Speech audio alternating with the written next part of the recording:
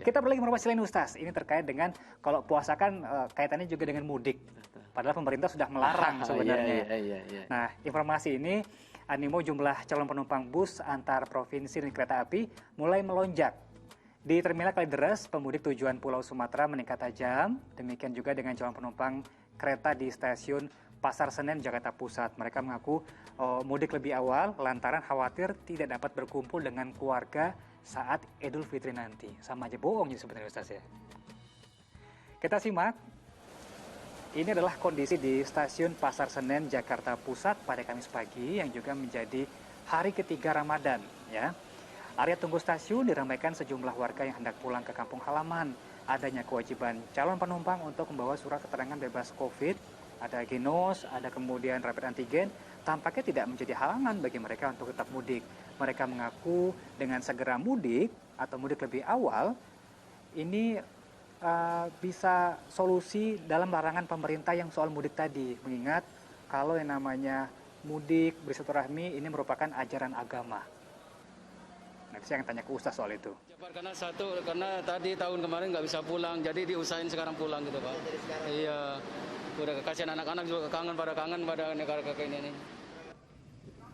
Nah, kalau di tempat ini terpisah lagi Ustaz, lonjakan jumlah calon penumpang dengan tujuan Pulau Sumatera, ini juga sudah mulai terlihat di Terminal Bus Kalideres, Jakarta Barat, Kamis siang.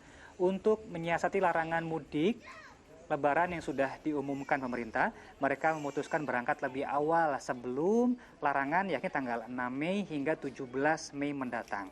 Kendati lonjakan calon penumpang bus antar kota terjadi, pihak kepolisian Satlantas Jakarta Barat bersama pengelola terminal bus Kalideres hanya bisa mengimbau warga tidak mudik, tunda dulu demi menghindari semakin meluasnya penyakit COVID-19.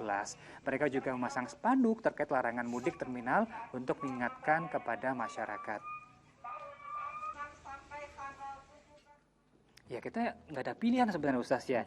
Untungnya di zaman kemajuan teknologi ini sudah banyak Ustaz ya. Betul. Ada fasilitas telepon, ada telepon video. Betul. Nah, ini bisa menggantikan nggak nilai silaturahmi yang tadi, ya saya mudik buat ajaran Islam kok silaturahmi gitu Ya, Ustaz. silaturahmi betul ajaran Islam dan sangat dianjurkan. Kita nggak boleh memutus tali silaturahmi ya.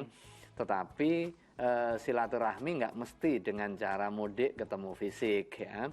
Kalau ketemu fisiknya justru kemudian memamerkan kekayaan, kemudian gosip, ghibah, justru menimbulkan dosa ya.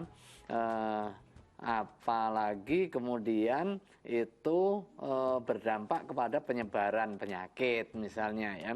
Tetapi poin pentingnya tadi di pemberitaan soal tanggung jawab untuk menjalankan protokol kesehatan pada saat kondisi pemerintah memberikan kelonggaran aktivitas sosial tetapi tetap dengan protokol kesehatan.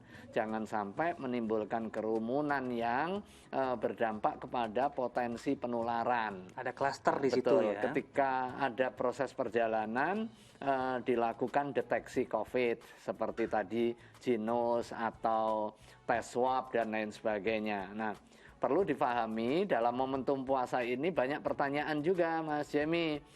Bagaimana saya mau perjalanan luar sementara disyaratkan harus tes swab dan saya lagi puasa. Nah, tes swab itu kan dimasukkan tuh katembat atau sejenis alat untuk mengambil sampel. Nah, itu kami secara khusus di Majelis Ulama Indonesia melakukan pengkajian dengan memanggil ahlinya. Gimana sih caranya, penata laksanaannya, apa yang dimasukin dan sampai di mana yang dimasukinnya, apa yang diambil. Setelah dilakukan diskusi, itu yang dimasukkan yang nasofaring itu di hidung sampai tengah, kemudian kalau mulut itu sampai tenggorokan, tapi tidak sampai masuk kepada jauh.